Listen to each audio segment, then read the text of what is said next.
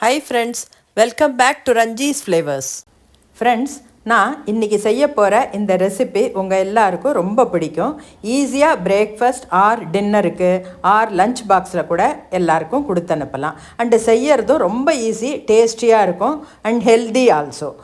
So let us start the recipe rava dhokla. இந்த tiffin செய்யறதுக்கு நான் 1 கப்பு ரவை, நம்ம நார்மல் உப்புமா ரவை நான் எடுத்திருக்கேன். அதில் 1/2 கப்பு வீட்டில் உரக்குத்தின இந்த தயிர், அதுவும் நான் எடுத்திருக்கேன். அதையும் சேர்த்து நல்லா நம்ம அதை மிக்ஸ் பண்ணி விடணும். ரெண்டும் நல்லா சேர்ந்து கலக்கி விடணும். அதுக்கப்புறம் தான் நம்ம தண்ணி இதில் சேர்க்க போகிறோம்.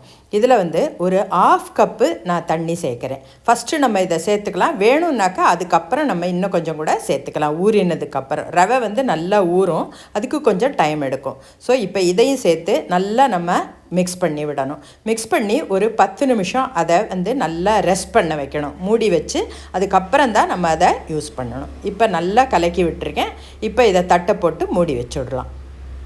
இதுக்கு ஒரு side dish chutney, green chutney அரைக்க போகிறோம்.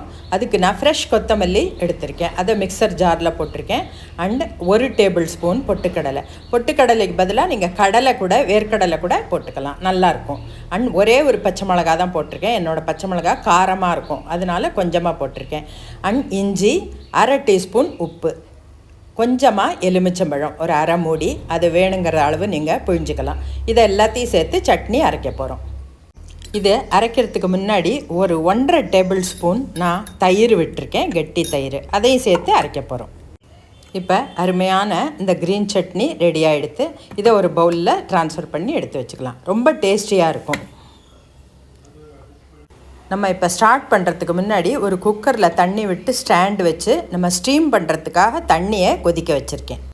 நெக்ஸ்ட்டு இது மாதிரி அரேஞ்ச் பண்ணிக்கணும். ஒரு பிளேட்டில் கொஞ்சம் ஆயில் விட்டு அதை நல்லா க்ரீஸ் பண்ணிக்கணும். ஸோ தட் அந்த நம்ம ரவா பேட்டர் அதில் விடும்போது நல்லா ஒட்டிக்காமல் நம்மளுக்கு நல்லா வரும். ஸோ அதையும் முன்னாடியே நம்ம செஞ்சு வச்சுக்கணும். ஸ்டீமும் பண்ணணும், இதுவும் செஞ்சு வச்சுக்கணும்.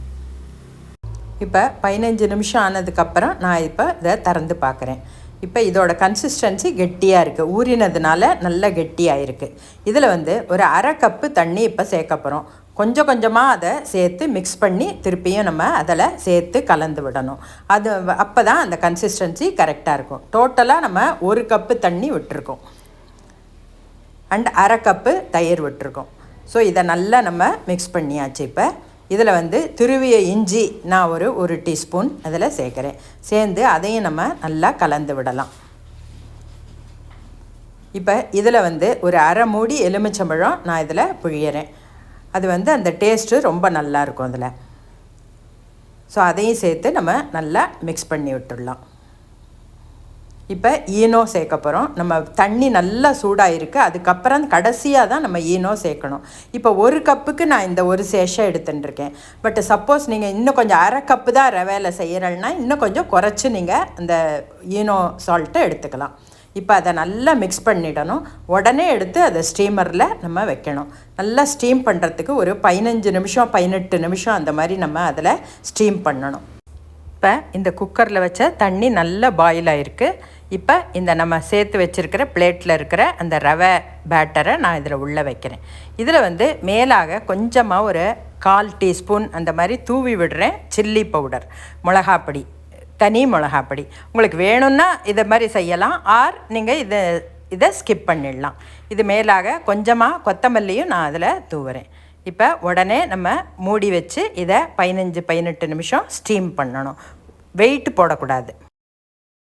இப்போ இதுக்கு தாளிப்பு நம்ம செய்யணும். அதில் எண்ணெய் விட்டு நான் கடுகு 1 டேபிள் ஸ்பூன் போட்டிருக்கேன். இதை வெடித்ததுக்கப்புறம் இதில் ஜீரகமும் போடணும், கொஞ்சமாக பெருங்காயமும் நான் போட்டிருக்கேன். பச்சை மிளகா ஒரு 2 பச்சை மிளகா இதில் கட் பண்ணி போட்டிருக்கேன். அப்புறம் இதில் தண்ணி விடணும். தண்ணி விட்டு நம்ம அதை நல்லா கொதிக்க விடணும். இந்த ஸ்டேஜில் சில பேர் இதில் சர்க்கரை போடுவா, சர்க்கரை போட்டு அதை கொதிக்க விடுவா. பட் நான் இன்றைக்கி அது போடலை.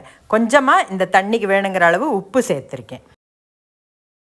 இப்போ இந்த தண்ணி விட்டதுக்கப்புறம் இந்த தாளிப்பு நல்லா அந்த தண்ணியோடு சேர்ந்து கொதித்து கொஞ்சமாக குறைஞ்சிருக்கு. அந்த ஸ்டேஜில் நம்ம ஸ்டவ்வை நிறுத்திட்டு இதை நம்ம தனியாக எடுத்து வச்சுடலாம். இந்த தாளிப்பை நம்ம ரவை வெந்ததுக்கப்புறம் கடைசியாக நம்ம அது மேலே சேர்க்க போகிறோம். இப்போ 15 மினிட்ஸுக்கு அப்புறம் நான் அதை குக்கரை நிறுத்தி அதை கீழே எடுத்து வச்சுருக்கேன். இப்போ நம்ம அதை திறந்து பார்க்குறோம். இது நல்லா குக்காக இருக்குது. ஸ்டீம் வெளியில் நல்ல ஸ்டீமாக இருக்குது. இப்போ இதை வந்து தனியாக எடுத்து நம்ம வைக்கணும். நல்லா வெந்திருக்கு, பார்த்தா உங்களுக்கு தெரியும். வேணும்னா செக் பண்ணிக்கலாம் நம்ம.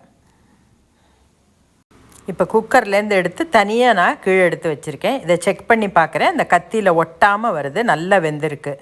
இப்போ இதை வேறு பிளேட்டில் நான் டீமோல்டு பண்ணி எடுத்து வைக்க போகிறேன். இது நல்லா ஆறினதுக்கு அப்புறம் தான் நம்ம இதை எடுக்க முடியும். கூல் ஆகணும் நல்லா. இப்போ இந்த நைஃபால் இந்த ஓரத்துலலாம் நான் கொஞ்சம் ரிலீஸ் பண்ணி விடுறேன். So that it will be easy to take it out. இந்த சைடெல்லாம் நல்லா ரிலீஸ் பண்ணதுக்கப்புறம் ஒரு பிளேட்டில் நான் அதை எடுத்து வைக்கிறேன். இந்த மாதிரி ஒரு பிளேட்டை வச்சு அதை திருப்பி நம்ம அதை எடுக்கணும். கொஞ்சம் மேலாக தட்டினா நல்லா வந்துடும், ஈஸியாக வந்துடும் வெளியில். ஸோ இதை இன்னொரு பிளேட்லேயும் நான் ஃப்ரண்ட்டு சைடு எடுத்து வைக்கிறேன். இப்போ ரொம்ப நல்லா நம்மளுக்கு சாஃப்டான ஒரு இந்த ரவா டோக்லா கிடச்சிருக்கு. ஸோ இதில் வந்து நம்ம அந்த தாளிப்பு சேர்க்கறதுக்கு முன்னாடி கட் பண்ணணும், பீசஸாக கட் பண்ணணும். ஸோ எதுக்காக கட் பண்ணணும்னா, நம்ம தண்ணி சேர்த்து அந்த தாளிப்பை கொதிக்க விட்டுருக்கோம். ஸோ அந்த தண்ணி எல்லாமே உள்ளே இறங்கி நம்ம டோக்லாவை சாஃப்ட் பண்ணும். அதுக்காக நம்ம கட் பண்ணிவிட்டு இந்த தாளிப்பு அதில் சேர்த்தாக்க ரொம்ப நல்லா உள்ளே இறங்கி அது சாஃப்டாக இருக்கும். அந்த டேஸ்ட்டும் அதில் இந்த உப்பு போட்டது, மிளகா எல்லாமே அதோட டேஸ்ட் அதில் வரும். அதனால் கட் பண்ணிவிட்டு இந்த தாளிப்பை நான் சேர்க்குறேன். இப்போ கொஞ்சமாக ஒரு ஸ்பூனால் நான் அந்த தாளிப்பை எடுத்து எண்ணெயும் தண்ணியும் உள்ளதை இதை நல்லா மேலாக நான் அதில் போடுறேன். ஸோ தட் அது உள்ளே இறங்கிக்கும். அந்த நம்ம கட் பண்ணின இடத்துலலாம் அது உள்ளே இறங்கிக்கும் நல்லா. ஸோ இது மேலாக கொஞ்சமாக கொத்தமல்லியும் நான் தூவுறேன். ரொம்ப டேஸ்டியாக இருக்கும். இது செய்யறது ரொம்ப ஈஸி. ரொம்ப டேஸ்டியான ரவா டோக்லா நம்ம செஞ்சுருக்கோம். ரொம்ப சாஃப்டாக வந்திருக்கு. காலையில் வேளையில் நம்மளுக்கு ஒன்று எந்த செய்யறது அப்படின்னு ஒரு டவுட்டாக இருக்கும்போது இந்த மாதிரி சீக்கிரமாக செய்யக்கூடிய இந்த மாதிரி ஒரு பிரேக்ஃபாஸ்ட் ரெசிபி, ஈவன் குழந்தைகளுக்கு லஞ்ச் பாக்ஸில் கூட இதை ஒரு சட்னியோடு வச்சாக்க ரொம்ப விரும்பி சாப்பிடுவா. பெரியவாளுக்கெல்லாம் சாப்பிட்றதுக்கு ரொம்ப ஈஸியாக இருக்கும், சாஃப்டாக இருக்கும். அண்ட் செய்யறது வெரி ஈஸி, ரொம்ப எம்மி. இந்த சட்னியோடு சேர்த்து நம்ம கொடுத்தாக்க ரொம்ப எல்லோரும் விரும்பி சாப்பிடுவா. இது ஒரு ட்ரை பண்ணி பார்க்கக்கூடிய ஒரு ரெசிபி. நல்ல ரெசிபியோடு நான் உங்களை வந்து மீட் பண்ணுறேன். Thank you so much. பை.